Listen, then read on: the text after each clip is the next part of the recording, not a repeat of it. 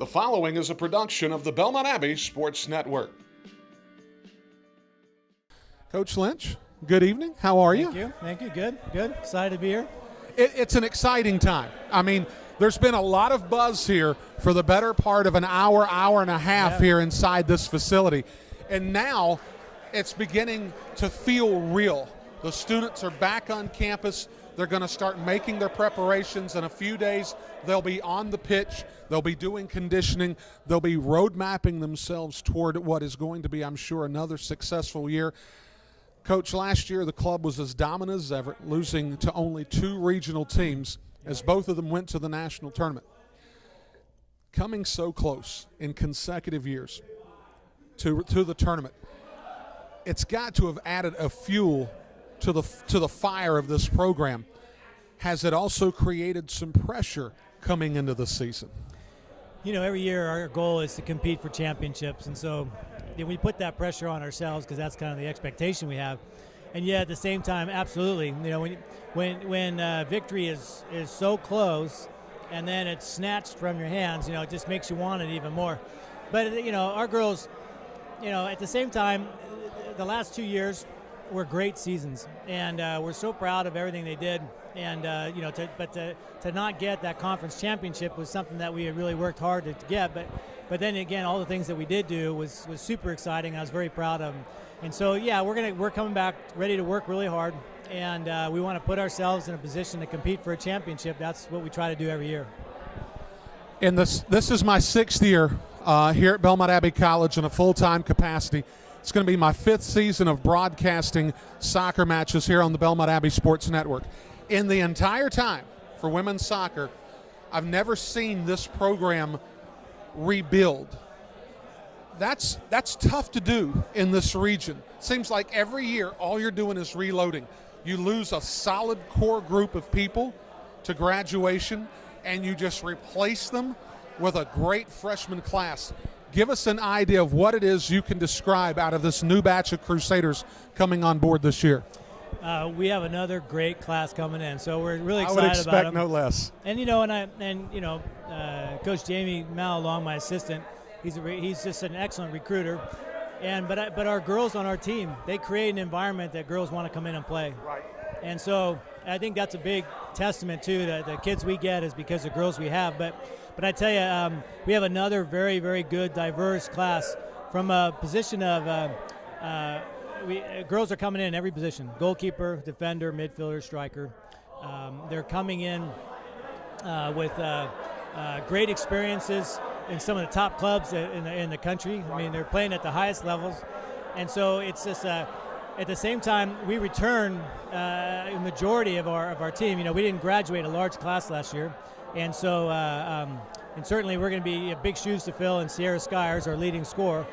And that's not going to be easy, but we have returning players ready to step up. We have new players, I think, that we, you know, trying to vie for that as well. And so we're excited. Well, you have every reason to be. Now, here's one thing that has amazed me that you do seemingly every year.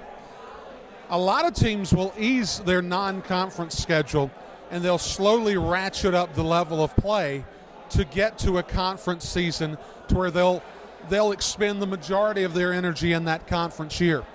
That's not really your MO. What is the mindset? What's the method behind the madness of having such an incredibly difficult non-conference schedule so early in the year? Yeah, it's risky. It is risky, but I do that by design, very intentional. We have a philosophy that says if we want to be the best, we got to play the best, and I like those tests early in the season, because now we know what our weaknesses are, we know what our strengths are, and I'm always worried about if we haven't played those really good teams. Now we put our conference schedule at more risk, you know, and it's tough enough. You know, we're the team that everybody wants to, you know, beat in the conference. One of the top teams that people want to beat in the conference every year, and so they're coming at us guns blazing, and so we want our non-conference schedule to absolutely show us how good we are, how bad we are, you know, and so now we know what we need to work on, we know what we need to shore up, and what we can leverage, and historically for us, it's always worked out better. You know, even when we lose, we learn things and we go from there. Well, it's amazing that You know, a lot of teams, a lot of coaches will say, we're going to know a lot about our program about the third week of September. You're going to know a lot about your program on the third day of September. Yeah. I mean, it really does. I mean, you go through a veritable meat grinder of teams very early on in the schedule, and you're right. It is a risky endeavor, but it seems like that more often than not, you come out smelling like a rose and put yourself in a fantastic regional position so that once the conference schedule starts and you begin to really catch that flow, things grow incredibly well. Yeah, you know, it's we have a saying again. It's sometimes you win, sometimes you learn, and you know, so we win either way. Either we win, and we'd love to win and learn. You know, but it's I tell you, I just feel like when you play those hard games and you play them right out of the gate, it's good for the players because we want to play against the best teams we can. And I don't know of a way to really find out what the potential of the team is unless we put it out there and put it out there early. And it's a challenge because in preseason, you know, we're going into some of those key games. We haven't gone through some of the really important stuff we got to do. But the other guys haven't either. They haven't had a lot of time. So, you know, we're out there to do our best, and hopefully, again, it'll get us ready to compete for that conference because the conference is good. And so we're trying to play the very best non-conference games so it can get us ready for our conference because we want to do well in the conference. That's our first goal. Final question here for Coach Mike Lynch of the women's soccer program. Coach, very simply, the Crusaders women's soccer program had a successful year if, and you fill in the blank. Yeah, I would say if we put ourselves in a position to be successful. I mean, we can't control our opponents, you know, and we're playing some really good opponents.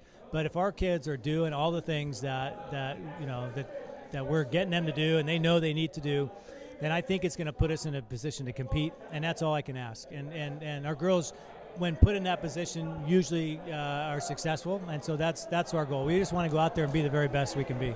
And I would imagine that the best that they can be, in your mind, will put them in the conference tournament championship that first weekend in November. Yeah, it's, you know, again, the Conference Carolinas continues to get stronger and stronger, and so it's always a challenge. But if we can do well in the regular season, so we have a good seed, and then we can do well after that to put ourselves, you know, in the next round of the conference tournament, and then hopefully get in the final.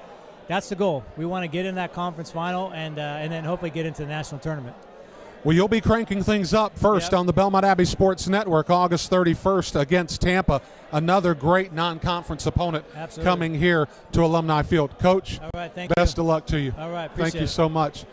Folks, that's going to wrap things up this evening as we've celebrated our athletes. They've gotten themselves some food. We've got an opportunity to experience some of the buzz of an upcoming year. We thank you so much for tuning in. We'll see you next time on the Belmont Abbey Sports Network. For Justin Bates, Brooks Ledger, Jim Steffen, for Coach Lynch and all of our coaches this evening, this is Brian Rushing sign off. We'll see you next time on the Belmont Abbey Sports Network. Good night, everybody.